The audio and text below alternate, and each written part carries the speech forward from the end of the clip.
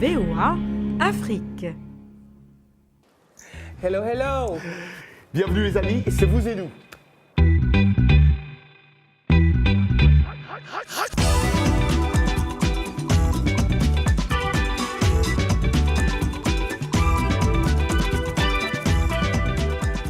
Et cette semaine dans Vous et nous, une centrale solaire d'envergure au Rwanda. Une femme d'affaires veut mener un combat en faveur des femmes de la diaspora. C'est ici dans Washington. Los Angeles, cité du cinéma, mais aussi des sans-abri. Nous verrons les solutions locales qui ont été apportées à ce problème urbain. Et comme elles ne manqueront pas aussi à nos rendez-vous habituels, Anglais Express et hashtag Vous et nous. Mais tenez bon, nouveau segment dans Vous et nous, c'est à vos amours. Anna, on parle d'abord science-fiction. Absolument, avec notre Arzouké international, Arzuma Compaoré, qui s'est fait une spécialité, et pour notre plus grand bonheur, d'aller questionner les réalisateurs qui marquent notre époque. Alors, quand c'est Martin Scorsese à New York, il y va. Et quand c'est Jean-Pierre Bécolo, le Camerounais, la magie de la télécommunication opère. Regardez. Il n'est pas courant de voir des films africains représenter le patrimoine mondial du film de science-fiction, aux côtés de maîtres comme Spielberg ou Méliès. Et pourtant, le film camerounais L'Essayante fait désormais partie des 70 films sélectionnés par le Musée d'art moderne de New York pour célébrer ce genre de cinéma. Pour Jean-Pierre Bécolo, qui a réalisé le film, cette reconnaissance est une surprise. Ce film L'Essayante n'est pas vraiment un film de science-fiction qui imite les autres films de science-fiction. C'est-à-dire que l'idée était de l'imaginer à notre manière et surtout de raconter un peu les choses de chez nous, tout simplement. On ne pensait pas du tout qu'au reste du monde, on faisait nos choses. De Quartier Mozart, son premier film, à son tout dernier Naked Reality, un autre film de science-fiction, cet éternel adolescent, comme il le dit lui-même, se sert de ses films pour résister à la normalisation et rester un esprit libre. La première chose pour moi, c'est de se définir un cadre qui me permet, moi, d'être à l'aise. C'est-à-dire que où la confiance est là, où le courage aussi est là. Parce que nous faisons certes des films avec des personnages, mais nous devons aussi, quelque part, nous forger nous-mêmes une personnalité. De la fiction au documentaire, en passant par le film expérimental, cet adepte de la résistance créative ne cesse de surprendre par ses nombreux talents. En 2017, c'est vers le petit écran qu'il se tourne avec la série Our Wishes. Ces nègres ne peut que nous intéresser en second plan. C'est l'histoire de la première rencontre, comment les premiers Blancs, les premiers Allemands et les chefs camerounais vont signer le traité et comment ça nous a déstabilisés. C'est beaucoup moins rigolo que faire les films comme je fais, mais il y a un autre plaisir à faire ça. C'est une série, donc ça veut dire que c'est populaire, donc ça veut dire que c'est un peu du soap opéra, mais avec l'histoire. Jean-Pierre rêve aujourd'hui d'une écriture cinématographique plus authentique qui s'inspirerait des langues africaines. Mais voilà, il est vraiment dans son monde, on sait le voir. Lui-même Comme un réalisateur. poisson dans l'eau, ça s'appelle. Voilà, le fait d'être un SDF pose un problème très sérieux et plusieurs moyens sont déployés afin de combattre un fait Lapidus a observé dans la ville de Los Angeles la construction des petites maisons pour les sans-abri. Voici son reportage présenté par Pascal Serra. Ce n'est pas une équipe de construction typique. Ces jeunes âgés de 9 à 11 ans aident Elvis Summers à construire une petite maison pour un vétéran sans-abri. Aujourd'hui, nous allons construire les armatures. La réalisation d'un prototype pour une maisonnette a été initiée lors d'un exercice de classe. Lorsque l'école m'a contacté pour me dire que les classes de 4e et de 5e veulent construire une maison, j'étais enthousiasmé. Ils m'ont dit, eh bien, vous savez, nous voulons en fait la construire juste un peu plus grande que la taille normale. Et je leur ai dit, oui, faisons-le. Summers a construit environ 30 petites maisons pour sans-abri à Los Angeles au cours des 2 dernières années, en commençant par celle d'une femme appelée Smokey. Elle était âgée de 60 ans et vivait dans mon quartier. Elle dormait à même le sol.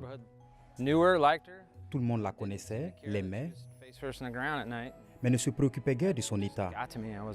J'ai donc décidé de lui construire une petite maison. La maison que lui et les étudiants construisent est un peu plus grande, 8 mètres et demi par 2 mètres et demi. Environ 135 enfants ont participé, suivant un roulement couvrant toute l'année scolaire. Les enfants se sont investis à 100%. Cela a été si agréable. Je ne pense pas qu'ils aient réalisé combien c'était important. C'était sympa. Par exemple, après avoir posé les fondations, nous nous sommes attaqués au mur. Ils étaient émerveillés. Oh mon Dieu, c'est nous qui avons fait ça? Par la même occasion, ils apprennent le travail d'équipe et les compétences de construction. Je suis émerveillée. Nous n'avions au départ qu'un aperçu, mais on a commencé par le sol, puis les murs.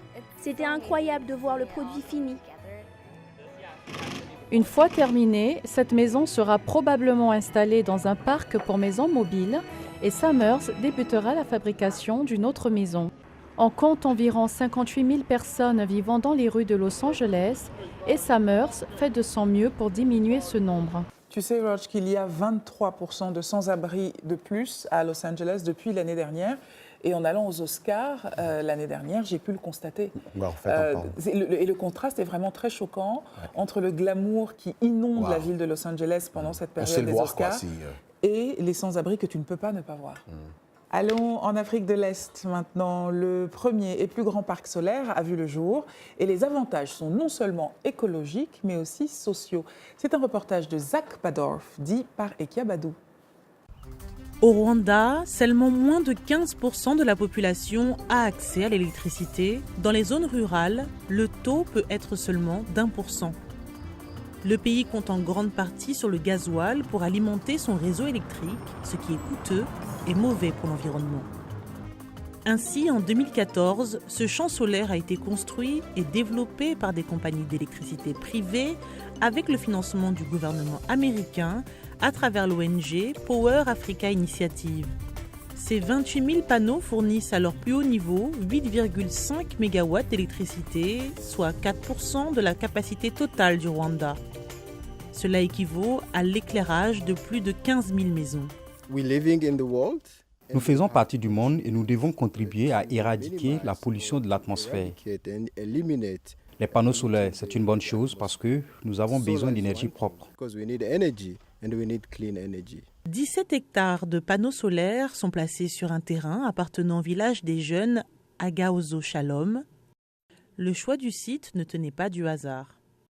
Le loyer payé par la société privée en charge du champ solaire favorise l'emploi de jeunes rendus orphelins par le génocide rwandais de 1994.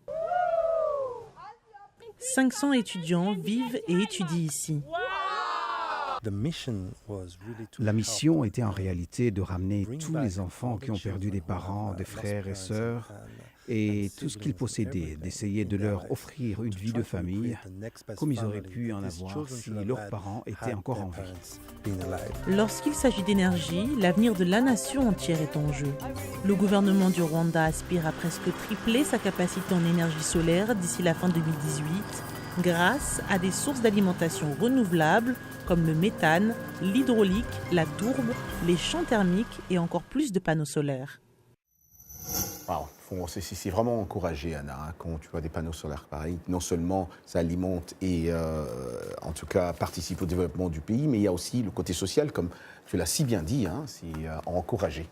Espérons que tout le monde pourra aussi faire la même chose en Afrique. Mais passons maintenant à notre, je dois dire, mon segment préféré. Dili Diko, quand elle est là, c'est beaucoup de choses. Dili Diko va nous parler aujourd'hui des parents.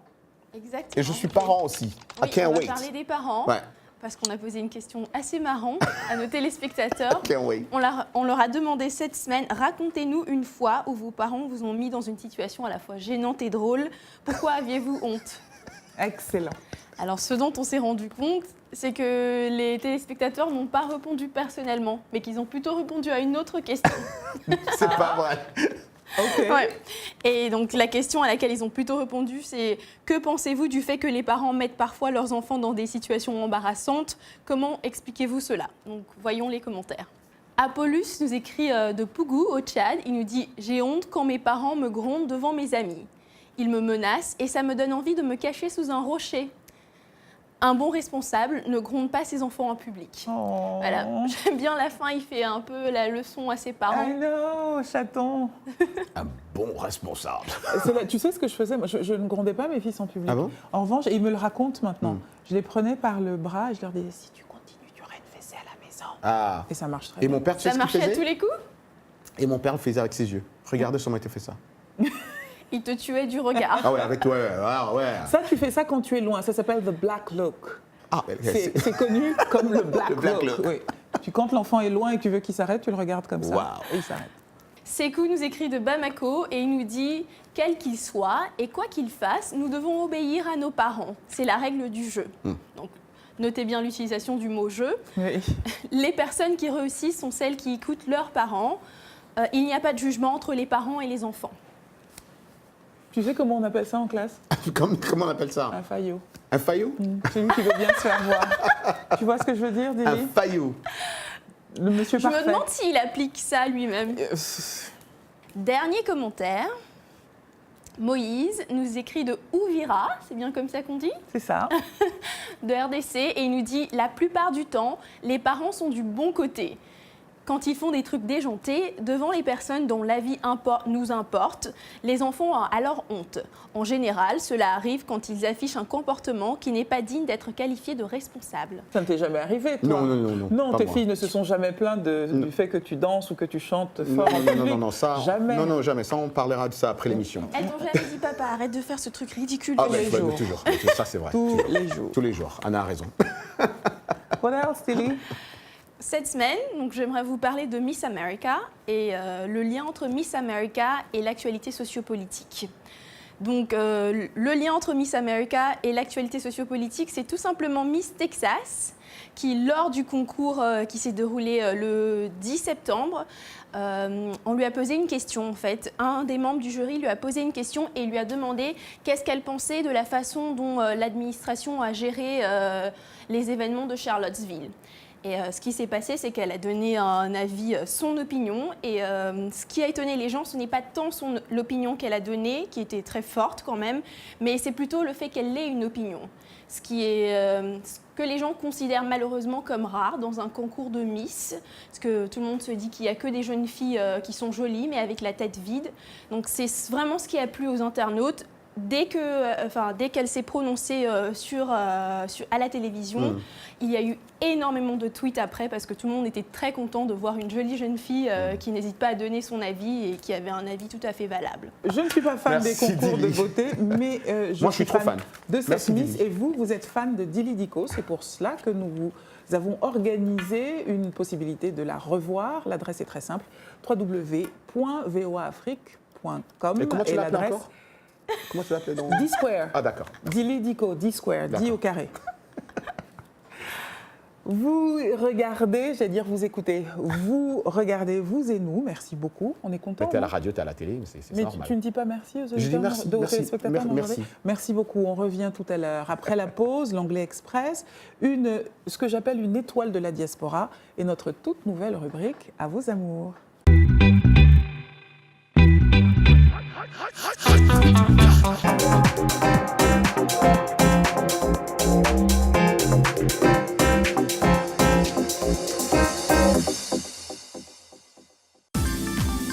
La VOA sur votre portable avec l'application Mobile Streamer. Écoutez nos programmes n'importe où, quand vous le voulez. C'est gratuit avec Internet. L'application est disponible sur iPhone ou Android. Ou alors, composez les numéros de téléphone suivants. VOA Afrique, 24 heures sur 24, sur votre portable. Bienvenue à bord. Les passagers de RM Show sont priés de monter à bord. Hey, Tolanda Kayango. RM Show, Tikanayo. Hey, la Guinée-Callo. Salut les amis, ici Roger Moutou de VOA Afrique. Restez branchés chaque soir à 20h temps universel. Pourquoi? Venez voir avec moi. Roger Moutou, il connaît. Au programme, de la bonne musique. Des sujets débats socioculturels. L'interaction avec nos auditeurs en Afrique et partout dans le monde.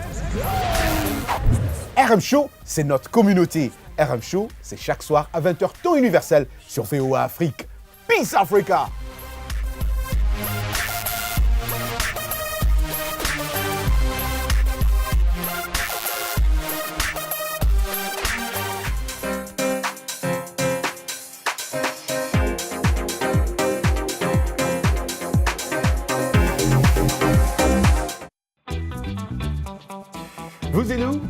to English, comme d'habitude, à English Lesson avec Michelle Joseph. Elle est là. Aujourd'hui, on va encore beaucoup apprendre, comme d'habitude. Bonjour. Absolument. It's up to you. It's up to us. Exactement. Thank you, Michelle. It's up to you. Thank you.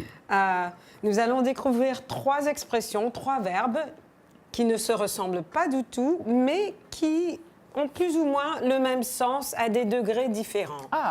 Il y a should, ought to, un peu difficile. L'orthographe ne ressemble pas trop à ce qu'on entend, mais il faut regarder et il faut apprendre. Ought to et had better. Donc, avec ces 3 verbes, ces 3 expressions, nous allons voir des exemples qui montrent qu'ils se ressemblent, mais un peu différents. Par exemple, should, en fait, c'est une suggestion. Your mother is sick. You should call her. Ta mère est malade, tu devrais l'appeler. Et on entend ça aussi dans le ton. C'est suggestif, c'est pas trop agressif, c'est gentiment dit. C'est gentiment appuyé. Voilà. You should. Douce fermeté. Call her, your mother is sick. On a un autre exemple avec should. You should go to work. Tu devrais aller au travail. Je pense qu'on a tous dit ça à nos prochains. Et puis maintenant, on va regarder des exemples avec ought to. Un conseil. Your mother is sick. You ought to call her.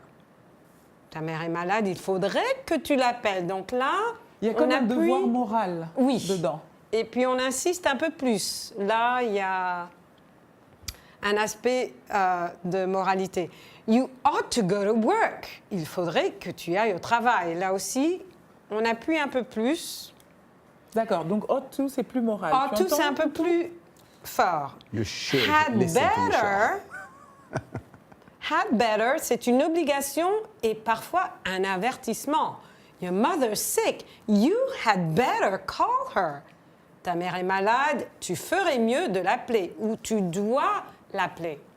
Ça devient presque impératif. Tu as intérêt à l'appeler. Tu as intérêt. Comme ça. C'est urgent et c'est peut-être même grave. Donc je dirais à Anna par exemple, Roger is hungry. You had better buy him food, buy him.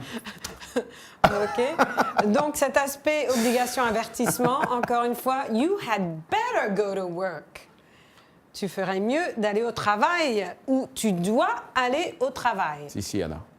Tu as intérêt à aller travailler, sinon... Absolument. En fait, dans le dernier, Michel, c'est comme si on annonçait une conséquence. Un peu. Oui. Tu ferais mieux, tu as vraiment intérêt à faire ça, sinon il y a quelque chose en suspens. C'est grave, il y aura peut-être une punition, il y aura peut-être une conséquence négative peut-être. Donc voilà, ces 3 expressions qui ne se ressemblaient pas du tout ont plus ou moins le même sens, mais à des degrés différents. Merci Michel Joseph. Retrouvez Michel à la même adresse que D-Square, Dilidico, www.voaafrique.com, rubrique. Vous et nous. Vous et nous. Whatever. À la rencontre de Rama Sega Nam, femme d'affaires et présidente de l'Association des Sénégalais de la région métropolitaine de Washington. Rama s'est donné pour mission de mener un combat en faveur des femmes de la diaspora. Blanche Sanou, a.k.a. la patronne, l'a rencontrée. La big boss. J'avais travaillé dans les affaires pendant longtemps. Revenir ici et être obligé de travailler pour quelqu'un et être obligé de travailler dans des conditions. Je pense que là où je suis passée, beaucoup d'émigrés sont passés par là. Je ne suis pas la seule, c'est l'expérience. Je suis partie vers Atlanta, Georgia, où j'ai ouvert un hair braiding shop d'abord. Après 1 an, 2 ans, j'ai rouvert mon agence de voyage dans le hair braiding shop. Quelques années plus tard, j'ai ouvert dans le même plaza un restaurant. J'avais pas du temps du tout à moi-même. 3 téléphones, l'un qui sonnait, et je me levais tous les jours. All right, you liking the malak so far? Okay, you're going to get a whole lot more of it today. But we also got to say, we have a lot of communities in Senegal. Dès que je suis revenue ici aussi, la première chose que j'ai faite, c'est d'aller vers l'association. C'était en 2010, ils étaient en train de faire leur assemblée générale. Je me souviens bien, quand je me suis présentée pour la première fois, j'étais la seule femme dans la salle.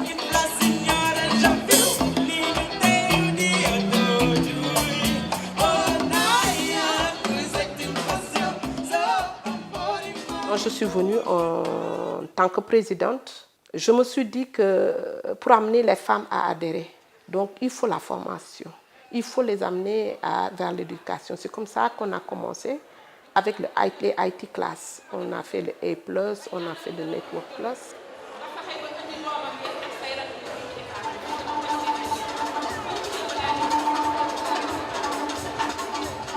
Ça a été une belle fête parce que tout le monde en voulait. Parce que nous avons montré tout ce qu'on avait de culturel en commençant par les restaurants, par la danse et la chanson. Il y a plusieurs femmes comme cette jeune dame sénégalaise qui font aussi dans la communauté, dans la diaspora africaine ici à Washington, qui essayent vraiment de se mettre debout et représenter la femme africaine ici. J'ai eu peur, Ouais. je pensais que tu allais encore nous parler de ton voyage à Dakar. J'allais parler de Dakar, mais ça c'est n'importe quoi. Mais voilà, la vie amoureuse vous pose problème, ne bougez pas, c'est dans notre nouvelle rubrique « À vos amours ».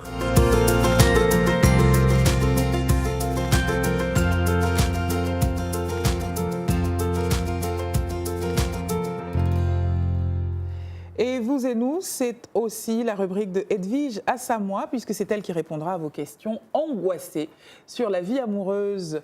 Bonjour Edwige Assamoah. Bonjour Edwige. La voilà. Edwige, vous êtes psychomassothérapeute spécialisée en médecine chinoise et vous êtes formée en sexothérapie également. Et votre cabinet est installé dans la bonne ville de Bordeaux, en France. On attaque avec les questions. On commence avec ma question préférée. Ma question préférée. Je vous la lis, Edwige. Ouais. On l'a reçue. Où est-ce qu'on l'a reçue? Sur le WhatsApp de Vous et Nous. J'ai 26 ans et bientôt 27 ans. J'aime beaucoup cette précision. J'ai eu à partager ma vie avec une fille pendant 4 ans. Sauf que j'ai découvert qu'elle avait déjà un enfant et ne m'en avait jamais parlé. Je l'ai découvert le jour où le père de son enfant est mort. Et cela a créé comme une frustration en moi. J'ai essayé d'encaisser le coup, mais au bout de 8 mois, la relation n'a pas marché et nous nous sommes séparés. Et pourtant, je la voyais déjà comme ma future épouse. Mais curieusement, depuis, je ne ressens plus aucune attirance vis-à-vis d'autres filles, ni même vis-à-vis d'elle. Et quand je dis d'autres filles, je pense aux filles qui ont la même couleur de peau que moi. En mon fort intérieur, je reste convaincue que je ne peux me marier qu'à une blanche. Il y a plein de choses dans ce message. Alors, c'est une très belle question interculturelle, en fait. C'est une question, en fait, cette personne nous parle de frustration, mais il nous parle en fait d'une manque de confiance qu'il a eu. C'est-à-dire que cette personne a brisé sa confiance en l'amour d'un autre. Donc, qu'il aille avoir une autre culture avec une personne blanche, ça ne résoudra pas le problème parce que ce qu'il doit résoudre, c'est sa confiance en la femme. C'est-à-dire que c'est la femme qui l'a blessé. Ce n'est pas qu'elle est noire ou blanche ou jaune ou autre, mais c'est la femme. Il n'a plus confiance en la femme et c'est ça qu'il doit travailler. C'est-à-dire aller voir cette personne, comprendre pour quelles raisons aussi elle a menti, puisque pour lui, elle lui a menti, et c'est comme ça qu'il avancera. C'est pas en essayant d'essayer autre chose, on va dire, de complètement différent. La femme reste la femme, qu'elle soit blanche, noire ou jaune. Edwige, vraiment, je sens que toutes les femmes africaines qui nous regardent sont debout en train de vous applaudir, et merci de mettre des mots très calmes, parce que j'étais plutôt énervée, moi. Non, moi je ne suis pas énervé. Moi, je suis Bien pas sûr énervé. que tu n'es pas énervé. Moi, je ne suis pas énervé. Mais Lui, non, je ne suis pas énervé. Et lui, parce que moi, je pense que ce monsieur, comment il s'appelle, Anna? Junior, sûrement, il a été blessé par d'autres. C'est pas la première. Je sous-entends qu'il a été blessé par d'autres filles. Hein? Et ouais, tu penses que c'est pas la première? Voilà, exactement.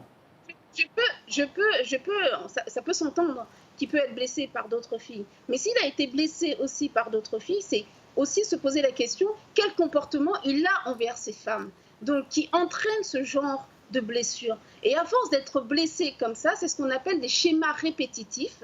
Et cette personne doit comprendre aussi dans son comportement ce qui induit à cette blessure. Allez, pose ta question. Tu lis l'autre Edwige, il y a Saïfoulaye Diallo à Abidjan. Et moi, j'adore beaucoup sa question Parce que j'ai toujours écouté, je sais pas, Edwige, si vous connaissez Koffi Olomide, le chanteur congolais, il a une chanson où il commençait toujours par dire l'amour n'existe pas, il n'existe que des preuves d'amour. Alors Saïfoulaye Diallo. Non, mais il faut que tu le dises avec la voix de Koffi. Ouais, l'amour. Non, beaucoup plus grave. L'amour n'existe pas. Il n'existe que des preuves d'amour. Alors, il y a Saïfou Diallo qui pose la question, l'amour existe-t-il vraiment? Alors, dans sa question sur ce que j'avais pu voir sur Internet, c'était le véritable amour existe-t-il? Déjà, sa question, quand elle le pose en parlant de véritable amour, on parle de vérité. Quelle est ma sincérité quand je aime quelqu'un? C'est-à-dire que pour qu'elle puisse exister, il faudrait que je sois sincère avec mes propres sentiments. Je ne peux pas demander à l'autre de m'aimer quand moi-même, je ne sais même pas si je l'aime. C'est complètement, c'est cette ambiguïté qui arrive dans le couple après pour la construction. Donc, oui, il existe un véritable amour, mais sauf ce véritable amour existe que simplement quand moi je suis en vérité avec mes propres sentiments. Si je ne suis pas en vérité avec mes propres sentiments, je serai toujours dans la fausseté avec la personne. Et donc déçu. Donc, le véritable amour est vite déçu. Merci infiniment. Vous reviendrez le mois prochain, Edwige? Oh, avec plaisir. Réellement. Et ce sera un plaisir partagé. Les auditeurs qui n'ont pas pu poser leurs questions, vous avez vu que la dame répond absolument à tout avec le sourire en tout cas, elle a et de manière profonde. Appelez-nous, vous pouvez soit nous appeler, soit nous envoyer un mail. Nous nous ferons un plaisir de transmettre vos questions à Edwige Assamoah. Le WhatsApp de vous et nous, c'est 001 202 257 35 83. Je répète pour les distraits comme Muntu, 001 202 257 35 83. Au revoir Bordeaux. Au revoir Bordeaux, au revoir Edwige. Ça serait vraiment, tu sais ça je pense que ça serait... Non, c'est vraiment... moi, je suis vraiment dans mon... Dans ton élément, exactement. Là. Hein, le Congolais avec la rumba avec en même temps. Hein. Oui, d'accord.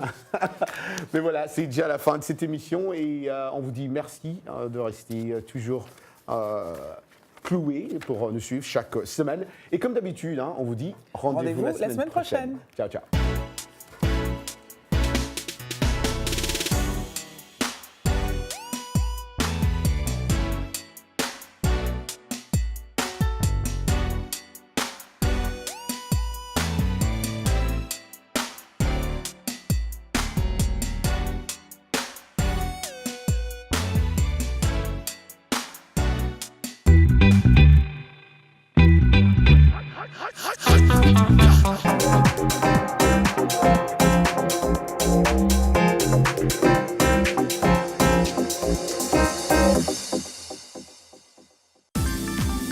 La VOA sur votre portable avec l'application Mobile Streamer.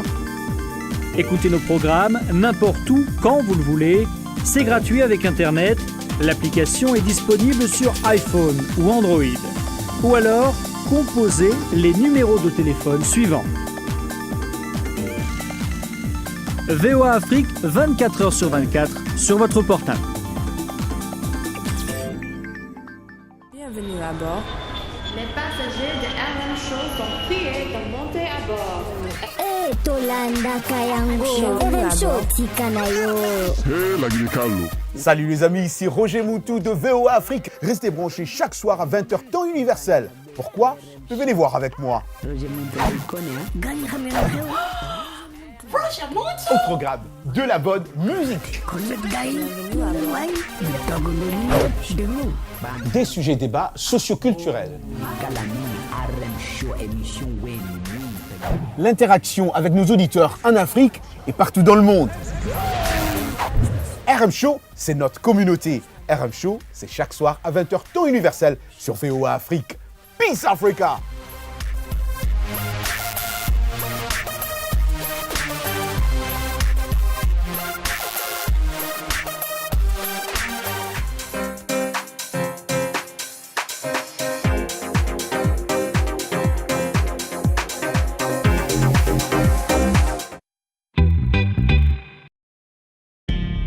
VOA Afrique.